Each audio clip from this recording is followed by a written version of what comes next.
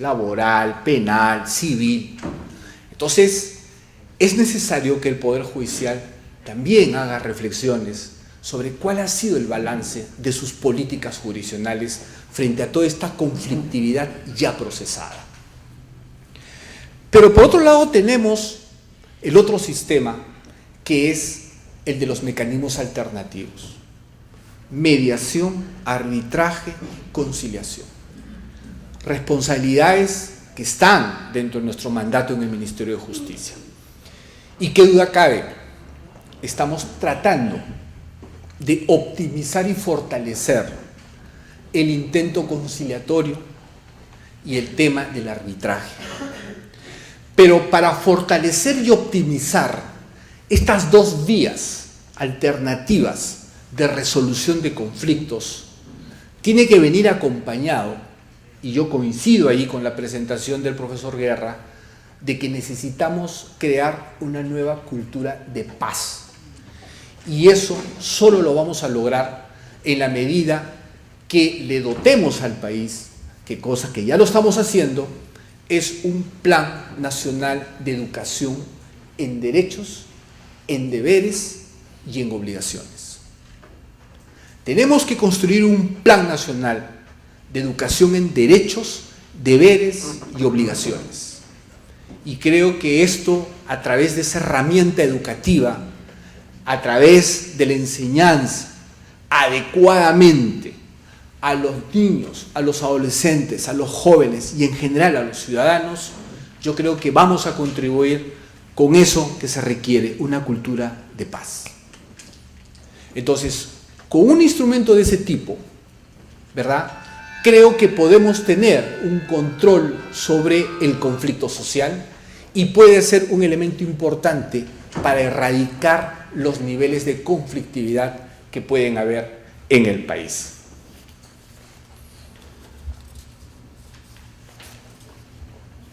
Finalmente,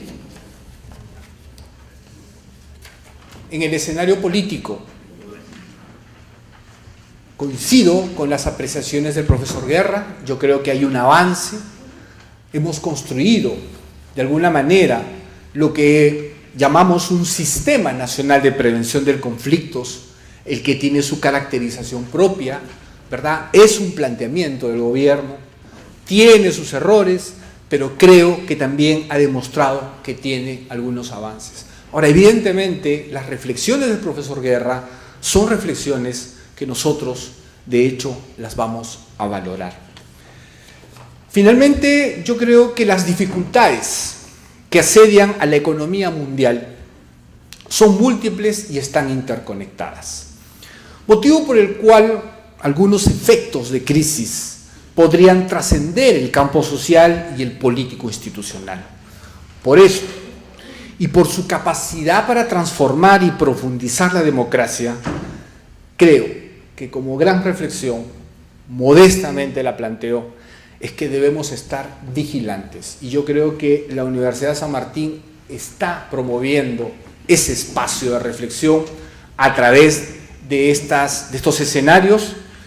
Estamos vigilantes, debemos estar vigilantes y comprender de manera profunda tanto la conflictividad social, así como el conflicto social, y fortalecer los mecanismos jurídicos y políticos que tenemos ahora. Muchísimas gracias.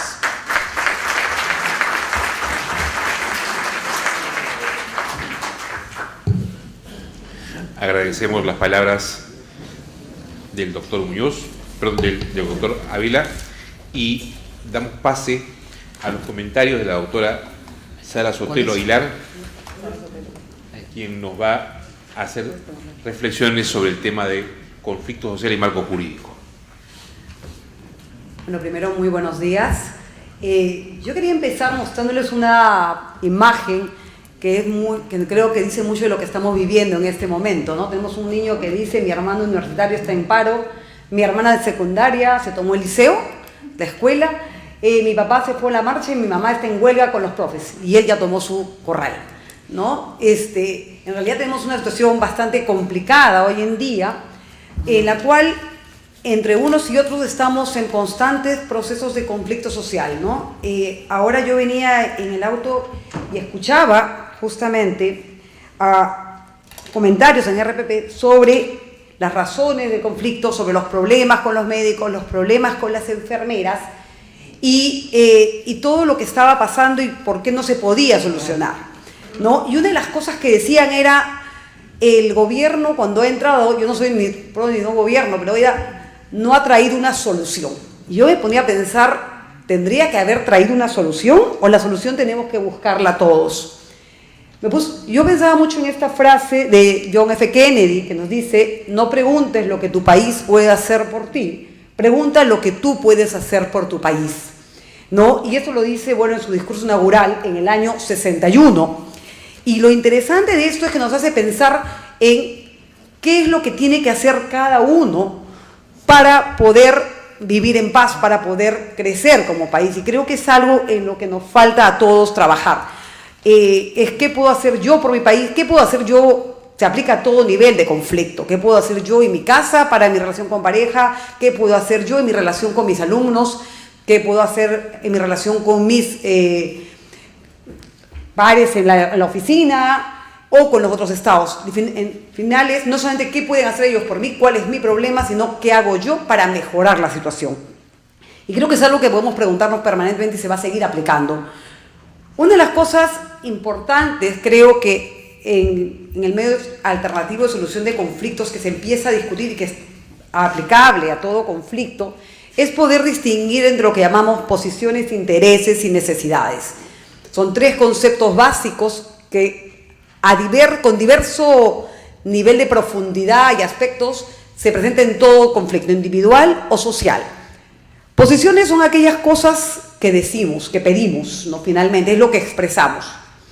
Por ejemplo, el caso que le van a haber escuchado muchas veces es el caso de la naranja, ¿no? Dos personas que quieren una naranja y una ley, pero finalmente cuando empieza uno a ahondar, ¿para qué quiere la naranja? Uno quiere la cáscara para preparar un postre y el otro quiere el jugo. Por tanto, en realidad no hay un conflicto real, sino aparente, porque se puede solucionar si entendemos cuál es el trasfondo, lo que llamamos intereses, qué es lo que las partes en realidad quieren. Y creo que ese es un punto importante, a veces no saben lo que quieren.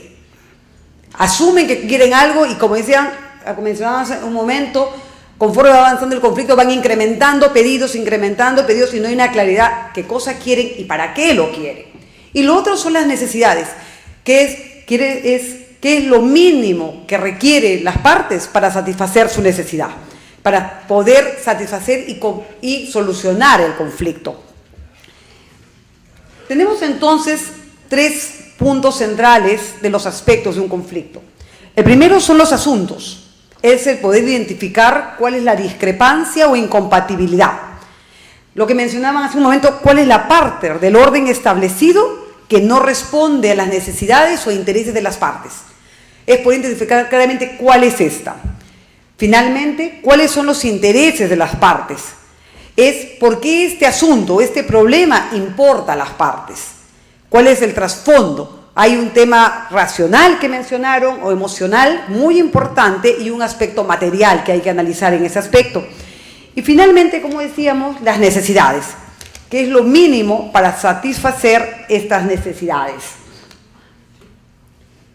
¿Cuál es el rol de un profesional en la resolución de conflictos? Yo quiero ahondar un poco por ahí y es lo que hemos ido escuchando durante la mañana, que es primero identificar a los involucrados y afectados. Acá es importante, no siempre los que se presentan son todos los involucrados y afectados. Hay más involucrados y afectados que deben identificarse. ¿Para qué? Para poder saber qué necesidades tienen, cuáles son sus intereses y cómo entienden ellos el asunto o problema que tenemos en el conflicto. Después es poder entender el proceso del conflicto. Hay relaciones de poder involucradas en esto, cómo se desarrolla y cómo las partes están tratando de resolverlo. El tema de uso de la violencia, el tema de poder ser más comunicativos y finalmente es, como decíamos, identificar el asunto, el problema en sí. Entonces esos son los tres roles centrales, creo yo, de un profesional que trabaja en solución de conflictos. Es identificar involucrados y afectados, que no son, como decíamos siempre, todos los que se presentan, pueden haber más, y uno principal que vamos a ver es el pueblo. Cuando escuchamos de los conflictos actualmente, escuchamos hablando a los médicos y enfermeras, por ejemplo, de los acuerdos de aumentos de salarios, de mejora de condiciones, pero la pregunta que uno se hace es ¿quién habla por el pueblo? Entonces decimos, ¿el Estado es el que habla, el gobierno, el Poder Ejecutivo es quien habla por el pueblo? ¿Es la ministra? ¿Está realmente atendiendo o está actuando como empleadora a ver qué tanto le da?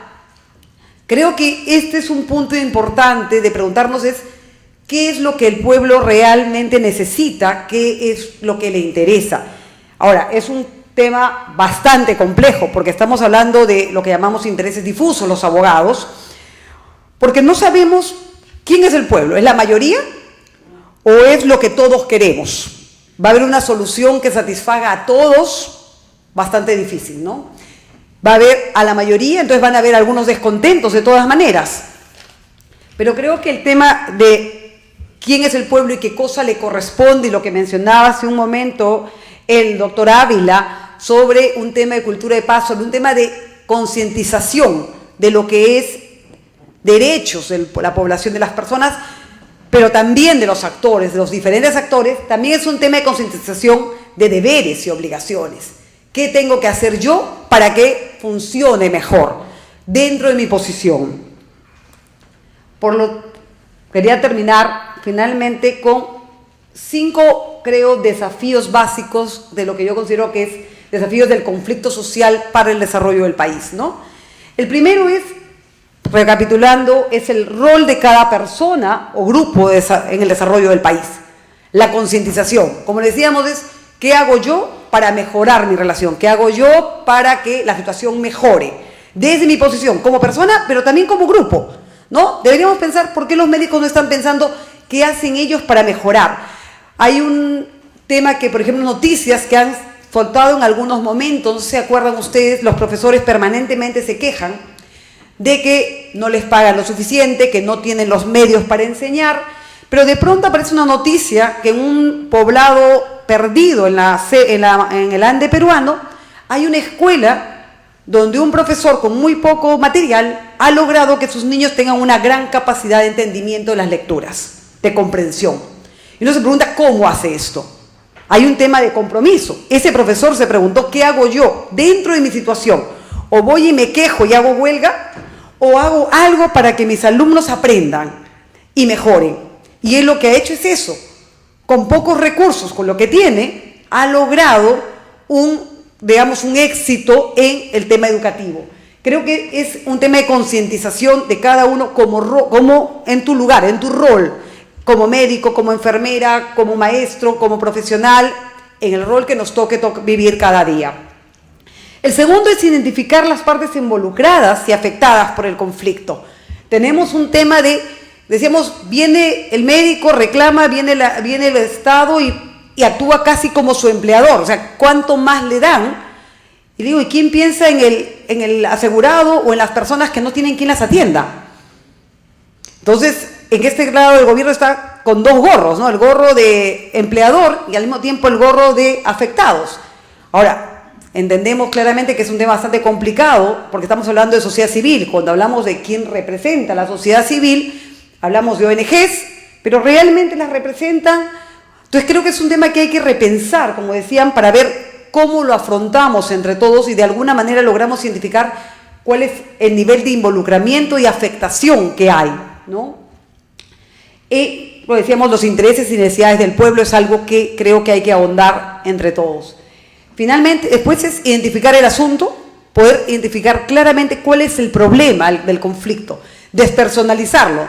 No es que quieran dejar en la calle a profesores. Cuando hemos escuchado, por ejemplo, el tema de la ley Servir que salió, quieren sacar a todos los funcionarios del Estado. No es contra ellos. O sea, el problema es otro. Creo que no es que haya una ley o algo que quieran hacer contra alguien, sino que hay que buscar pensar cuál es el problema en sí, sin pensar que se quiere afectar a una persona o a otra en particular.